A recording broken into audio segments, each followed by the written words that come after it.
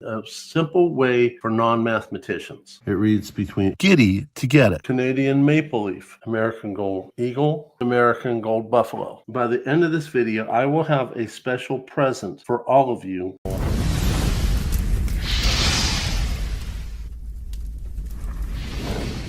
What's up, everyone? Tiger Stacker here. Hey, by the way, if you get a chance to, please let me know how this new camera's working for me. Wifey finally got me my Christmas present. She originally got it before, but she liked it so much she kept it for her channel. Ha! What do you expect? So this one she got for me, and I just installed it. Please let me know in the comments below how well this camera is doing. From my side, it looks much better. Many of you remember that I have done 2 videos revolving around specific gravity, and a lot of you have complained because you're not mathematicians, it's not your forte. I get it. It's a lot of things I'm not good at either. Fixing cars. I don't want to deal with electricity for fear that I'm going to hurt myself. Don't want to deal with certain other things for fear that I'm going to mess it up, such as computers, which I'm grateful for Frostbite and my brother-in-law, Yankee, and anyone else who has helped me in the computer world. So math is not your forte, no problem. It's still a really cheap test so that you can go ahead and verify your products and know that you are dealing with something that is real. The downside to it is that you have to know math, and if you don't, that's okay. That's what this video is for you. By the end of this video, I will have a special present for all of you so that it may help you do the specific gravity test without fear that you're not doing it correctly. So please stay with me till the end of this video.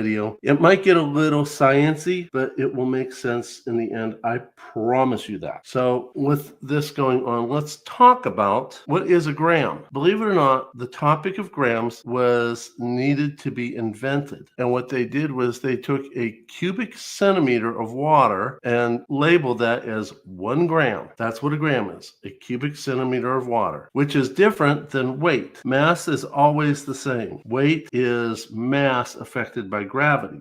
So your mass of your body would be the same on the moon, but you'd weigh less because of gravity. So how does this help you with specific gravity? Let me show you. This would represent 1 centimeter cubed, or a cubic centimeter. 1 centimeter times itself 3 times, 1 height, 1 width, 1 length. And by definition, a cubic centimeter of water equals 1 gram. So if you have a container that by definition has 10 grams because it has 10 cubic centimeters, cc or cm to the 3rd power, it by definition is 10 grams. So what happens if you put a gram of water in the water? You have added 1 gram, which makes it 11 grams. Why? In this case, it's both by direct pressure on the scale below, but it also, more importantly, distributes its weight throughout the rest of the container, also raising the level of the container. So if you place an object in water suspended by a thread and it has low molecular density, the dots represent a lower molecular density, it displaces the water less intensely. And so there's only a smaller increase in what is recorded from the displacement of the water. And by not putting the object at the bottom or on the sides, you are not directly measuring the object. You are measuring the displacement of the water, indicating how dense the object is. Likewise, if you have a very dense object, it displaces more water. Therefore, you will record more weight at the scale that you're measuring it on. Once again, not touching the sides or the bottom. Everything has a specific gravity, but the specific gravity is related to the density, and the density is related to volume. The more dense, the more volume is displaced of water. So if you have a dry weight of the whole item and you have the displaced weight of the whole item, it doesn't matter if you're talking about a pure or a mixture of a coin or a bar. You take the dry weight divided by the dispersed or displaced weight, and it doesn't matter if it's in grams, ounces, or grains, or any other measurement, because the unit of measurement is taken out in this ratio. The specific gravity will remain the same because it is a ratio. Subsequently, the pure items are easy to measure. They can be found on the periodic table. What's challenging is if you have a mixture. Thus, the specific gravity will help you if you know the mixture. It is impossible if you do not know the mixture. You will need something like an XRF gun or box. In one previous video, I showed you the specific gravity test of a pre-1933 gold coin, and I will take clips from that video to show you. The through test is in the green. The surface is in the red. It reads between 8.3 and 8.4. And you add them together, 128 grains, which is within a fudge factor of a 90% pre-33 gold coin.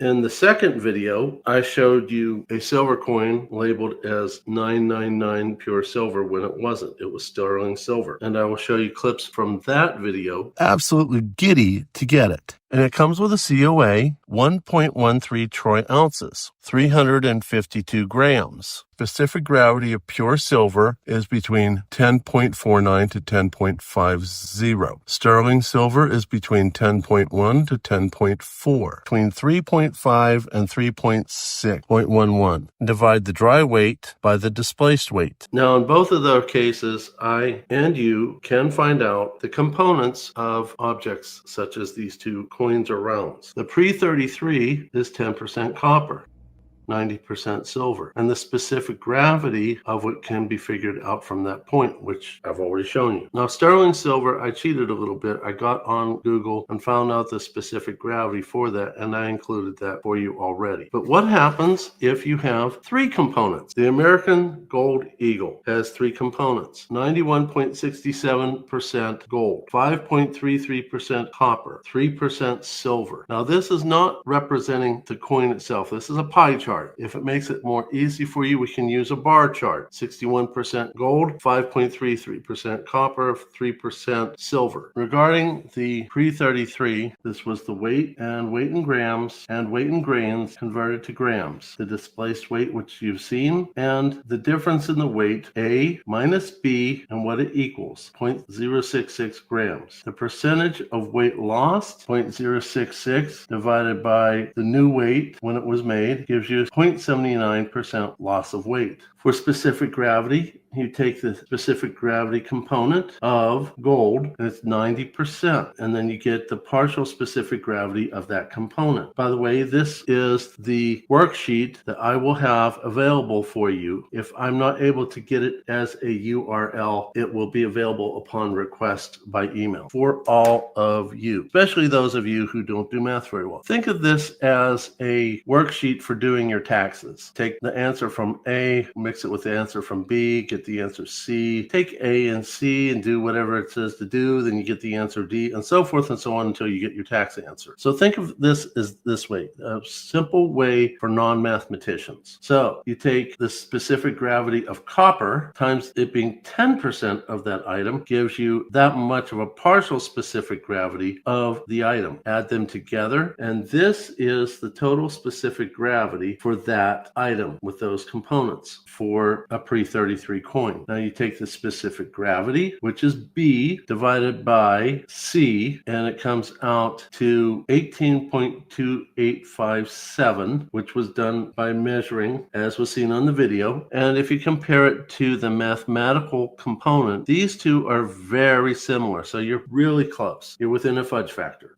The video with sterling silver is specific gravity of pure silver is 10.49 to 10.50. Sterling silver is 10.1 to 10.4. Why? 7.5% usually uses copper, but can be other substances that make up sterling. In this case, the new weight doesn't matter. The weight from the scale was 35.2 grams or 1.13 troy ounces. The displaced weight was 3.5 grams or 0.11 troy ounces. 10.5, the pure weight specific gravity of silver times its percent gives you this much partial specific gravity of that coin. The remaining amount of 7.5 times the specific gravity gives you 0.672 for copper, and you add those together and you get 10.38 for the total specific gravity of that item. So you take B in grams or in troy ounces, divided by C, the displaced weight in grams or troy ounces, and you get 10.06 to 10.27, which is within the realm of specific gravity of sterling silver, which verifies. And if you look at it, 10.38 is also within that parameter. It's a little bit more of a fudge factor, which makes me think that I didn't do the test as accurately, but it was accurate enough to verify. Therefore, the filler is not all copper, but the math proves it is still sterling silver. The dry weight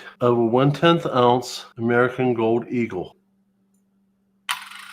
0.11 troy ounces, or 3.5 grams. The Canadian maple leaf is 1 troy ounce, or 31.2 grams. And you put in distilled water, or in my case, Barkey water, and then you zero it out. You take the coin, in this case, American Gold Eagle, and put it in, and it's not recording under troy ounces, and immerse it. Since the American Gold Eagle seems to be difficult to measure, let's try the silver maple leaf. It measures 0.1 to 0.09 troy ounces, or 2.8 to 2.9 grams. Since this scale might have an issue with smaller coins, let's try 2 additional coins. The 1 ounce American Gold Eagle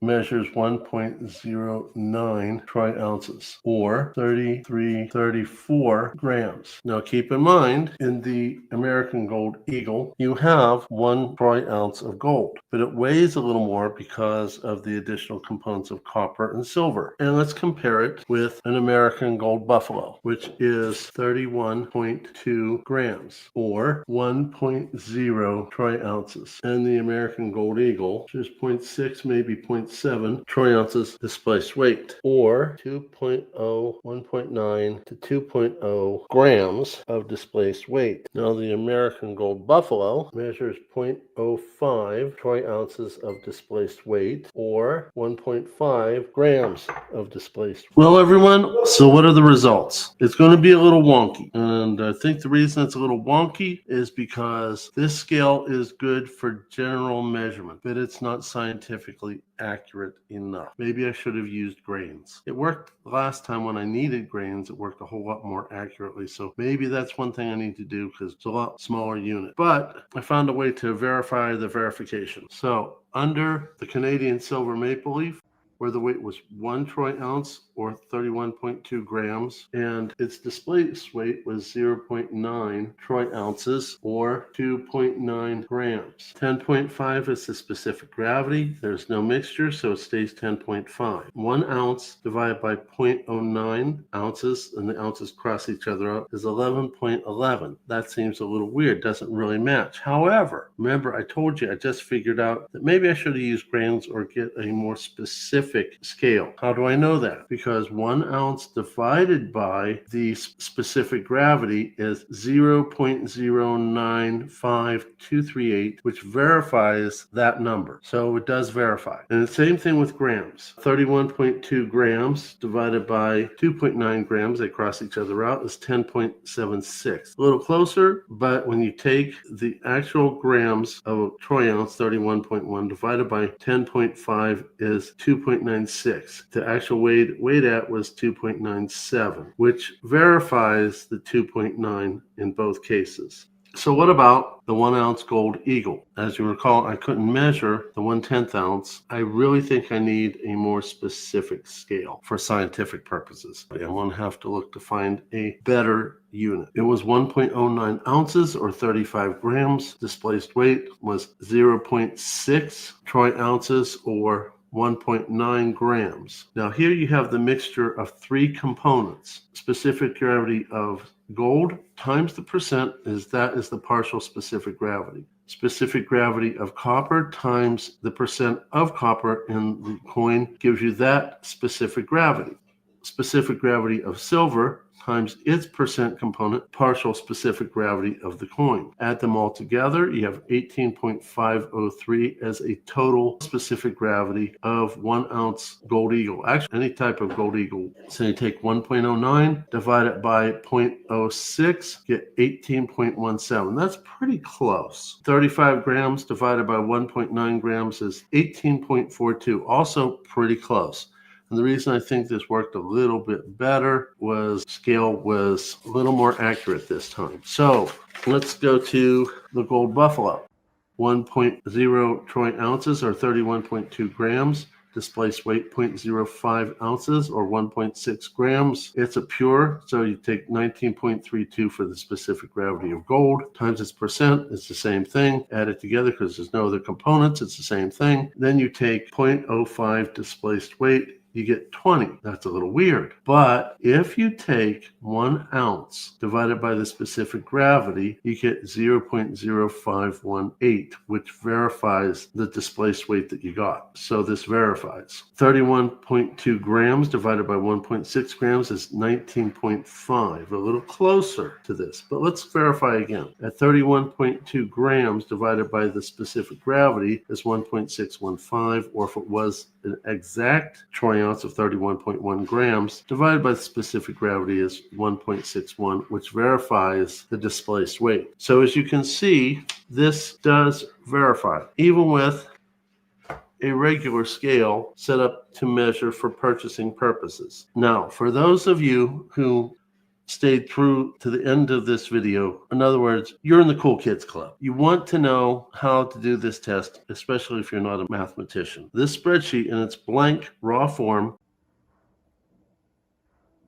I will make available to all of you. I also plan on putting this spreadsheet on a URL, which I will put into the description below, either now or later, depending on when I find out how to do a URL. So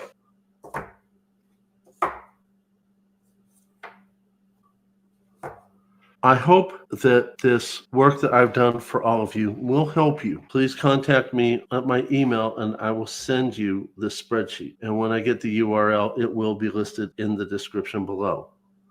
See you all in the next one. Tiger Stacker out.